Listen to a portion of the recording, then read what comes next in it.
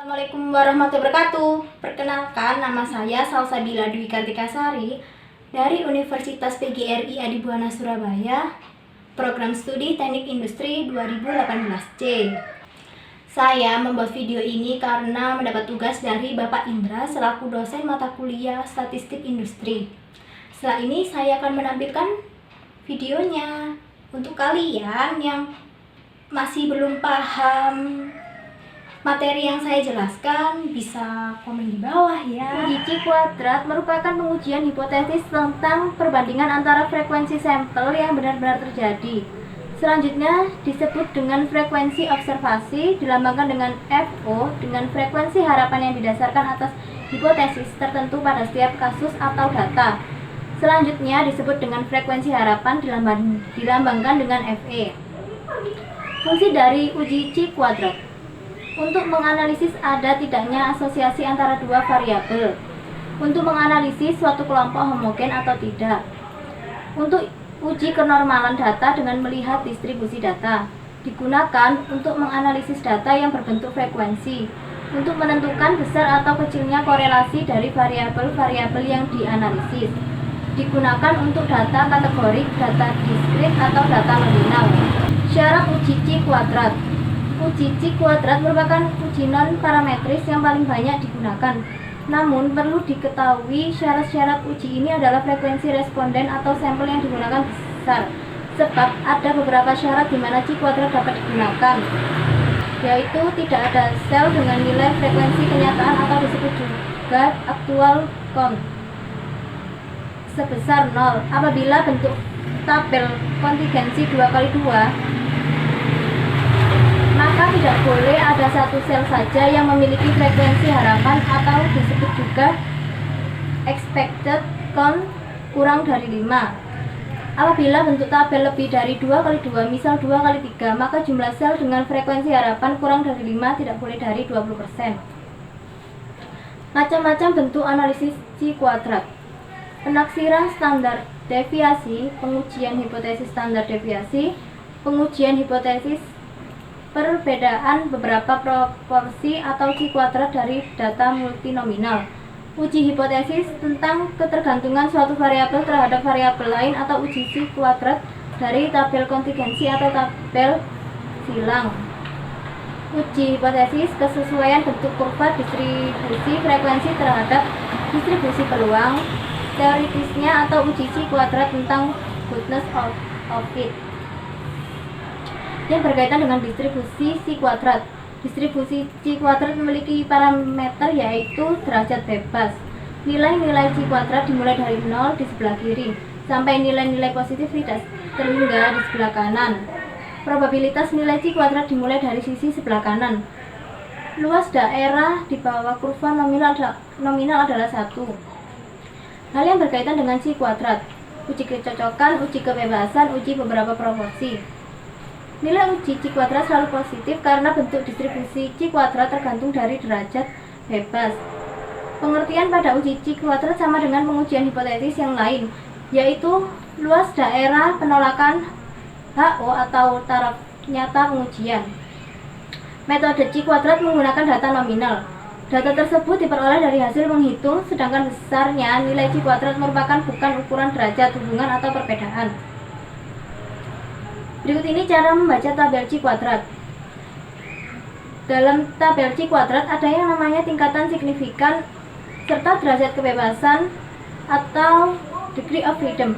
Tingkat signifikan merupakan ukuran seberapa besar keyakinan yang kita ambil.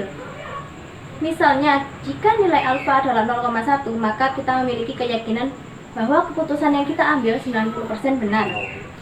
Derajat kebebasan didapat dengan rumus N-1. Jika kita memiliki N observasi, maka derajat bebasnya adalah N-1. Jika objek yang kita teliti berjumlah 60, maka derajat bebasnya adalah 60 kurangi 1 sama dengan 59. Berikut ini uji kecocokan. Uji kecocokan merupakan pengujian terhadap kecocokan atau baiknya kesesuaian antara frekuensi pengamatan pada sampel Teramati dengan frekuensi harapan yang diperoleh dari distribusi yang dihipotesiskan.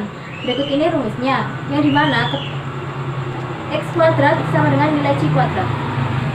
FO frekuensi observasi, FE frekuensi harapan. Dalam uji kecocokan model derajat kebebasan sama dengan jumlah kategori dikurangi jumlah estimator yang didasarkan pada sampel dan dikurangi 1. Yang dimaksud estimator parameter adalah parameter yang diperkirakan nilainya. Karena nilai parameter tidak dapat secara tepat ditentukan berdasarkan data sampel yang tersedia, maka dirumuskan menjadi DF sama dengan K min M min 1, yang dimana K sama dengan jumlah kategori data sampel, M jumlah nilai-nilai parameter yang diestimasi. Jika hipotesis 0 menyatakan bahwa frekuensi observasi didistribusikan sama dengan frekuensi harapan, tidak ada parameter estimatornya. Dengan demikian nilai M sama dengan 0. Berikut ini karakteristik uji kecocokan. Jika frekuensi harapan dan frekuensi pengamatan nilainya dekat, maka kesesuaian baik dan sebaliknya. Kesesuaian baik sama dengan terima H0. Daerah kritis berada pada ujung kanan distribusi C kuadrat. Untuk taraf keberartian alfa ditemukan nilai kritis dari tabel, maka daerah kritisnya adalah X kuadrat lebih dari X kuadrat alfa. Uji kecocokan sebaiknya digunakan setiap frekuensi harapan, paling sedikit 5. Jika kurang dari 5, maka dilakukan penggabungan sel yang berdampingan, yang berakibat pada pengurangan besarnya derajat kebebasan. V sama dengan K-1. Langkah-langkah uji kecocokan, buat rumus hipotesis. H0 sama dengan berdistribusi binominal. H1 sama dengan data tidak berdistribusi binominal. Tentukan taraf keberartian alfa. Kumpulkan data berdasarkan sampel acak berukuran N, lalu hitung nilai FE.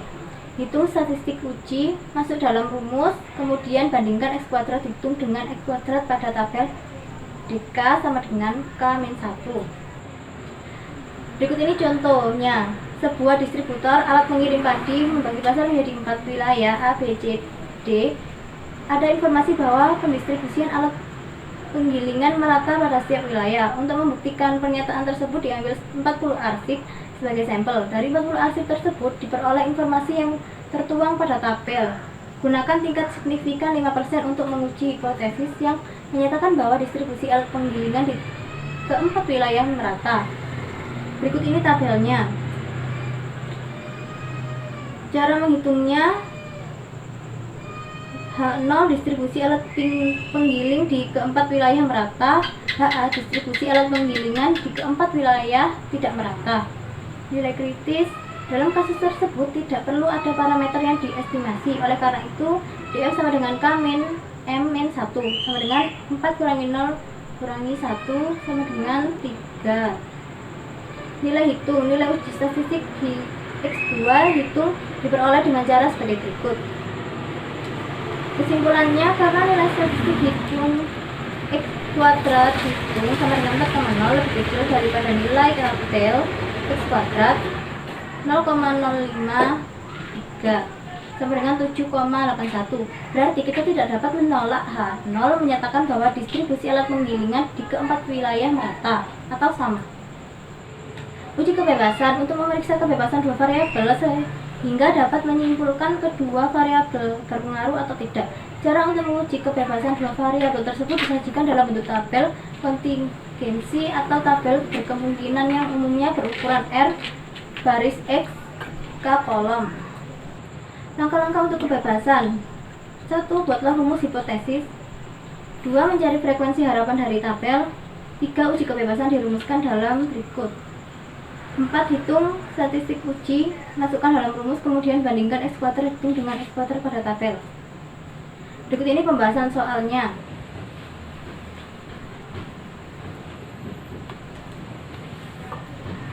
Hasil dari perhitungan hipotesis ditolak pada derajat kemungkinan 0,5 atau P lebih dari 0,05. Kesimpulannya, kita 95% percaya bahwa terdapat hubungan antara tingkat pendidikan dengan kelas ruang rawat inap. Terima kasih telah menonton video pembelajaran dari saya. Semoga bermanfaat.